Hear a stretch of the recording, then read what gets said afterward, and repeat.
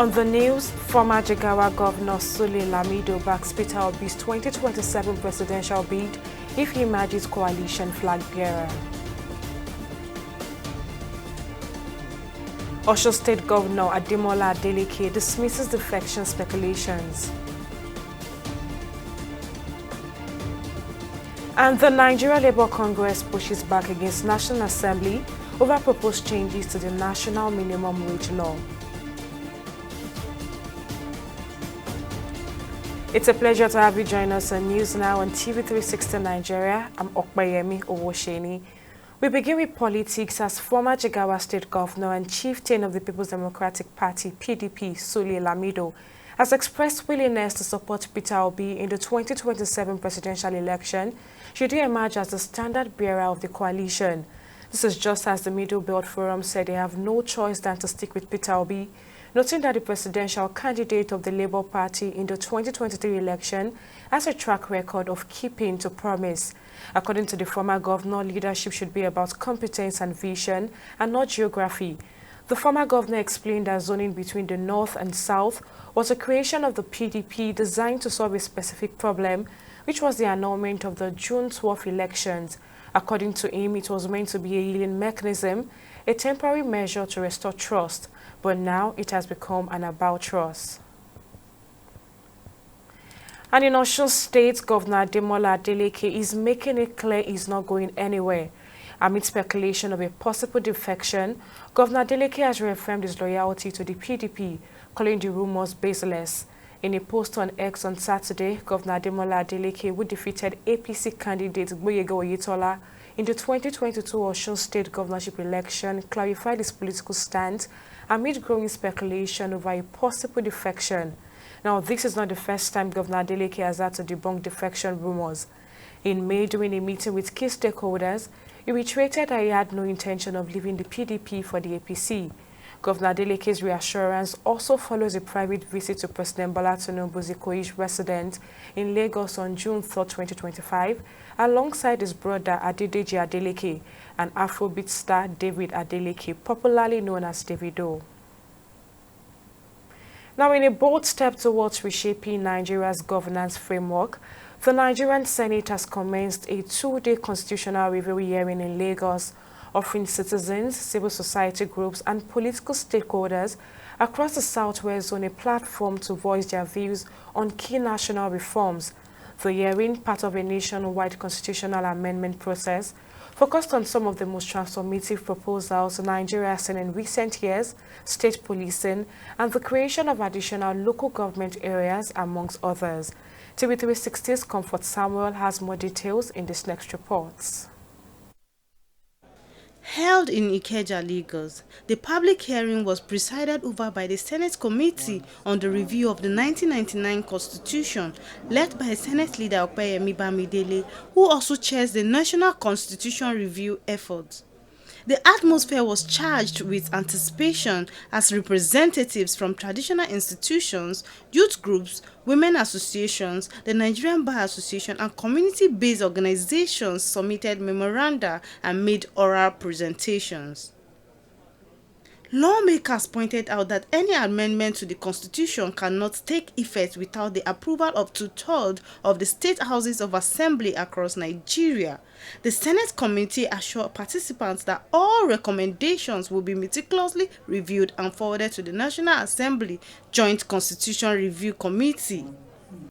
Our collaboration will not end with this public hearing. Together, we will enhance our contributions to produce outcomes that resonate with a national consensus, always prioritizing the interests of our citizens. Additionally, it is imperative to engage the understanding of our executive and judicial branches of government, as they are fundamental in executing the will of the people and enforcing the rule of law. A law that lacks implementation is, by definition, ineffective, and we must avoid this pitfall as we pursue our objectives. This constitutional amendment that we are talking about, we cannot pass it. It cannot become effective without the two-thirds majority of the state houses of assembly in Nigeria. And by the special grace of God, as I stand as the chair of the Southwest Zonal Conference of Speakers. So, and I believe that whatever I'm also saying now has the backings of my colleagues. In his remarks, the Deputy Governor of Lagos State emphasized the urgency of localized policing to address escalating insecurity, kidnappings, and banditry, especially in rural areas. It is only fair that our state is recognized and all the local government is listed. So we request this body to sign off on that for fairness, for equity, for justice. So reforming our electoral and judicial system, boosting the involvement of women and youth in our political landscape, ensuring the security and welfare of our citizens, including the crucial discussion around state policing. These issues go beyond just constitutional concerns. They strike at the heart of what it means to be Nigerian. The issue of state police is not just a necessity. It has now become a must if we must protect our people left, right, and center. Community leaders from Lagos, Ogun, and Ondo State advocated creation of new state and local government areas, along with calls for boundary adjustments aimed at improving administrative efficiency and deepening grassroots development. And I believe what the Senate is doing today, they will do justice to what we are asking for. Most of us here, we have lawyers, we have accountants, we have engineers, we can do. For the very first time, you are including the traditional institute for us to continue to stay in the larger corporate Nigeria and also to speak on behalf of our people. And we can assure you that we will continue to do our best in terms of our contribution towards a better Nigeria. Participants also called for greater inclusion of women in governance, urging the constitutional review process to embed gender equity and ensure better representation for women in both elected and appointed offices. Since 1999, women represent 50% of the population, and we have been coming with a request for affirmative action. Up till today, we have not been able to get that. We have decided to stay on the side of the most minimum requests all over the world, from Kenya to Uganda to Eritrea to Ethiopia. They have 35% for women. But today, we had come with a minimum, and the minimum is reserved seats for women. Many Nigerians remain cautiously optimistic about the entire process. While the proposals are bold and long overdue, the true test lies in political will of state assemblies to ratify the amendment. Still, the Lagos hearing marked a pivotal moment in Nigeria's democratic journey, a sign that, despite past setbacks, the dream of a more just, responsive, and inclusive constitution may finally be within reach. Comfort Samuel, TV 360 News, Lagos. And fellows of the Lateef Jakonde Leadership Academy have launched solar-powered lights to be installed on pedestrian bridges across Lagos State, saying the initiative was born out of the need to improve public safety and reduce crimes on Lagos pedestrian bridges. The project, tagged Brighter Bridges, Saver Lagos, unveiled at a press briefing on Thursday in Alausa, Ikeja, features installation of a 55 high-efficiency solar LED light across the bridge and staircases of the Alausa CMD corridor. So just as they disclosed that plans were in pipeline to move to Yanowuru, a major pedestrian hub connecting Lagos mainland to the 3rd mainland bridge, following the successful deployment at Alausa. Speaking on the project, one of the fellows, Damilola Shinaba, said the initiative aimed to address growing safety concerns linked to unity bridges across the state, sadly noting that lack of lightning has exposed pedestrians to increased risk of robbery, harassment, and even fatal road accidents. Next that we plan on doing is the Yanowuru pedestrian bridge. So following the success of this bridge, with more support We hope to move next to Yanoro pedestrian bridge, which is also a no-no spot that connects inward Lagos mainland traffic to the Third Mainland Bridge. And why we choose to do Yanoro Bridge next is because it's also frequently used by commuters, traders, students, and route the Third Mainland Bridge. And also, as the Lagos State Enforcement has reported, that they reported detaining people who extort on the bridges. This also indicates that that bridge has some security and lighting deficits. Hence, we choose to do that next. So our next step, we have designed and have done as engineering assessment. So next is installation and community engagement, which may commence in the coming weeks. Our long-term objective, with collaboration and support, we aim to light up more high-risk pedestrian bridges across Lagos in the months to come. We hope to reduce bridge-related crime drastically. We hope to improve nighttime usage of pedestrian bridges significantly. Our evaluation and monitoring KPIs include to light up the bridges at night at most 95% of the time, and also we'll evaluate it by doing public satisfactory surveys, and also through incident reporting in collaboration with the LNSC and the RRS. This project is community-owned, is not just government-supported. So we'll conduct bridge user engagements and campaigns. We'll also ensure that it's always 100% solar across all installations to ensure sustainability and green energy. In other stories, the Nigeria Labour Congress is drawing a red line as the union has vowed to resist any attempt by the National Assembly to remove labour matters, including the minimum wages, from the exclusive legislative list of the Nigerian government to the concurrent list where individual states will determine their workers' wages. NLC President Joe Ajaero issued a warning on Friday during the National Administrative Council meeting of the Central Working Committee held in Abeokuta, the Ogun State capital. Describing the move as an exercise in futility, Ajaero argued that the issue of minimum wage is treated globally as a national matter in line with International Labour Organization conventions, which regard member countries such as entities and not subnational unit and state.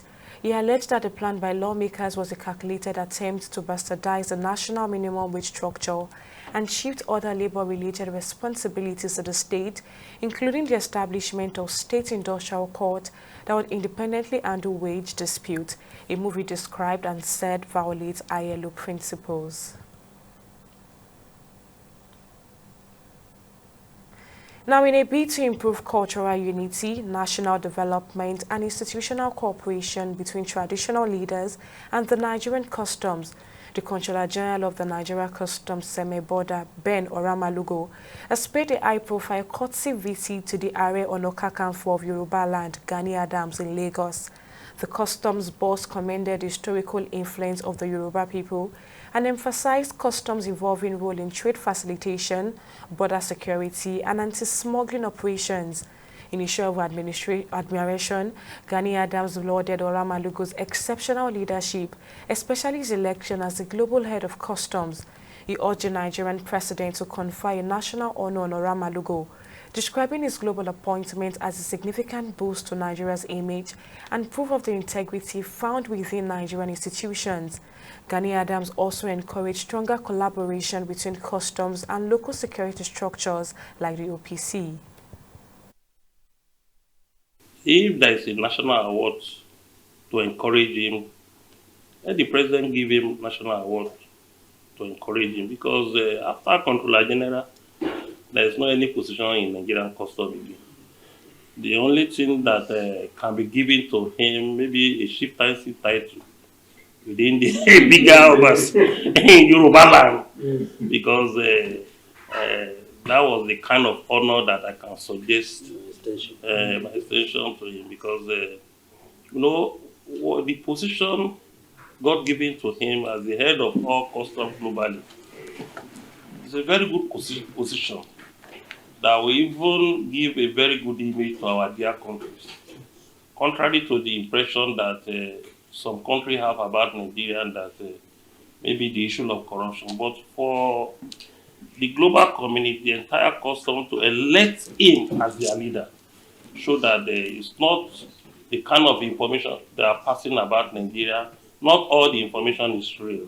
I'm here first to seek for his cooperation in our work because he's an all-rounder. He was a humanist. He was a human rights fighter before Irano Kankafu.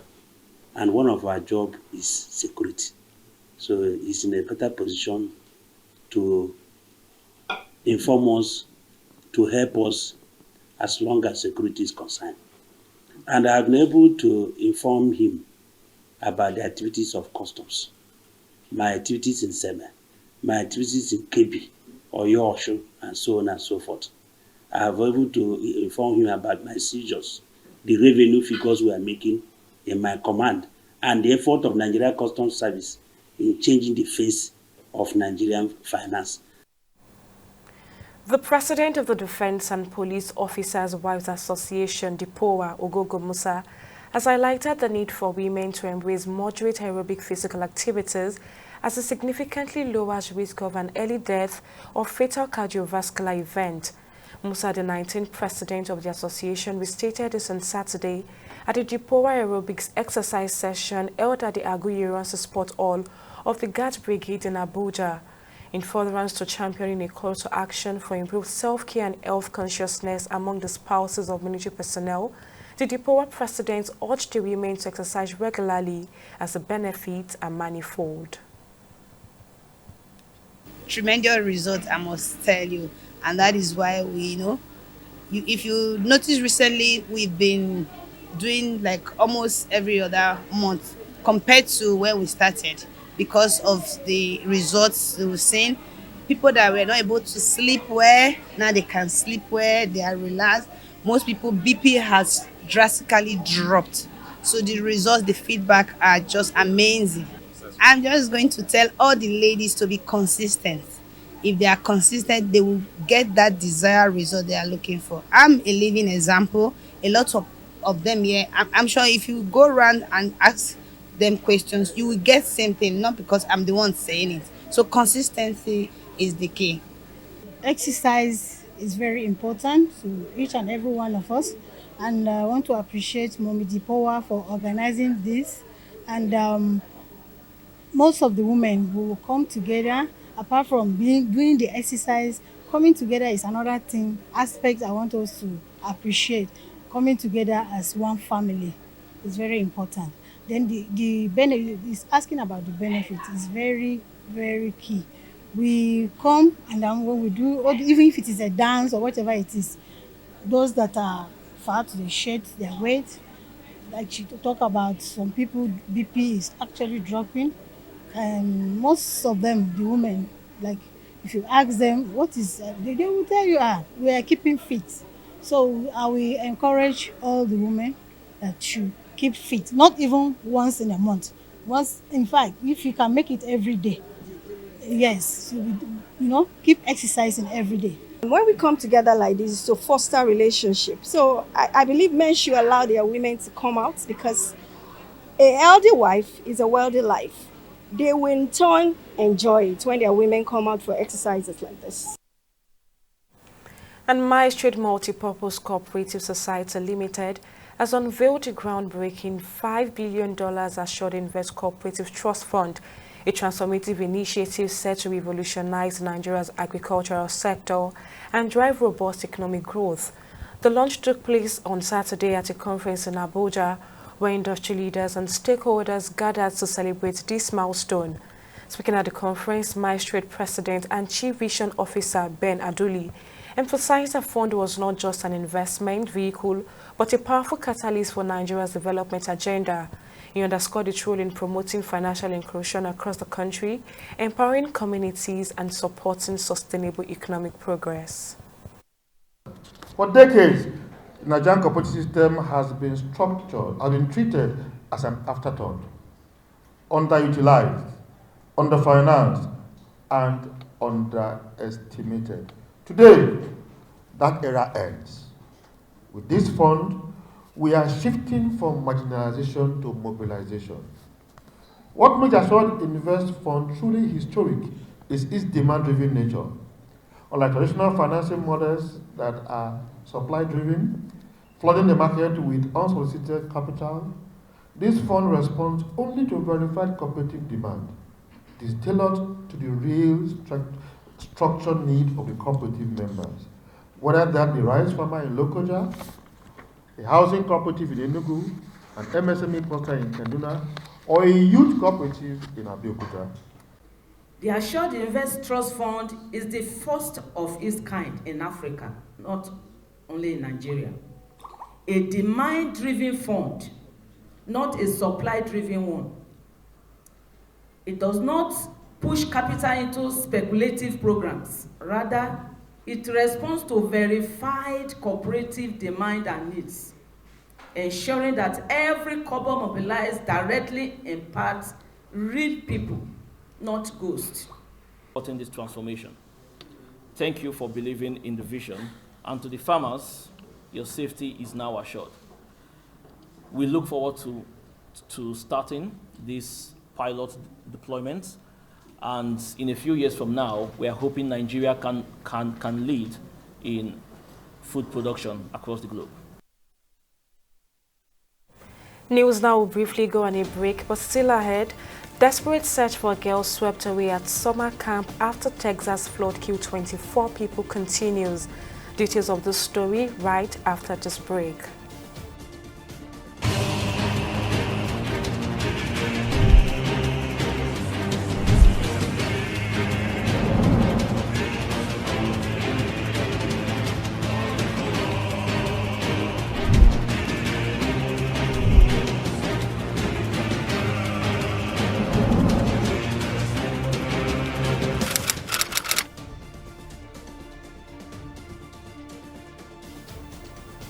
Welcome back. Now a quick recap of our top stories.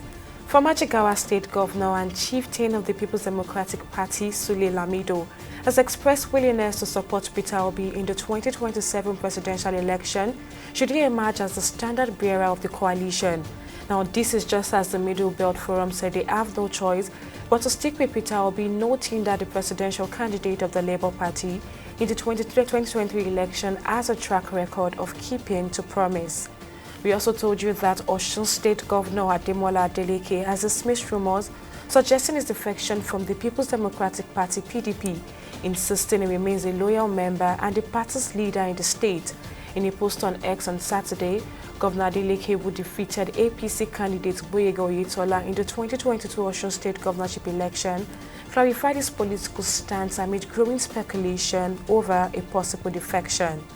Now, in case you missed any of our news bulletin or for more updates, you can catch us on Limex World TV and AVO TV, or log on to our website on www.tv360nigeria.com. You can also follow us on our social media platforms on Twitter, Instagram, and YouTube at TV360 Nigeria, or download our mobile app on Google Play Store, Wabi App Gallery, and Apple Store. On Facebook, we are TV360 Online.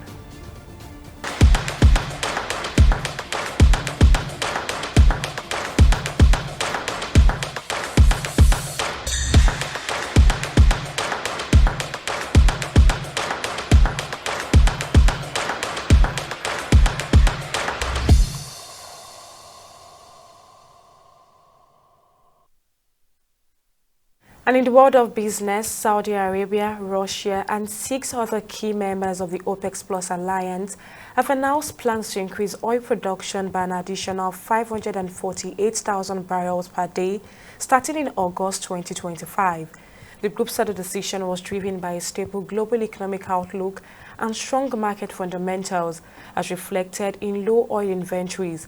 This development follows a recent 12-day conflict between Iran and Israel, which temporarily pushed oil prices above $80 per barrel due to fears over a potential closure of the vital Strait of Hormuz, a route responsible for about 20% of global oil flow.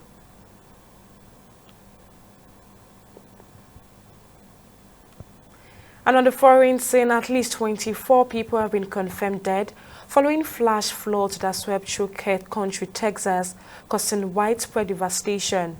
One of the hardest hit areas is a Christian girls' summer camp located along the banks of the Guadalupe River, where about 20 children are still missing. Rescue teams are working around the clock as the search continues for the missing.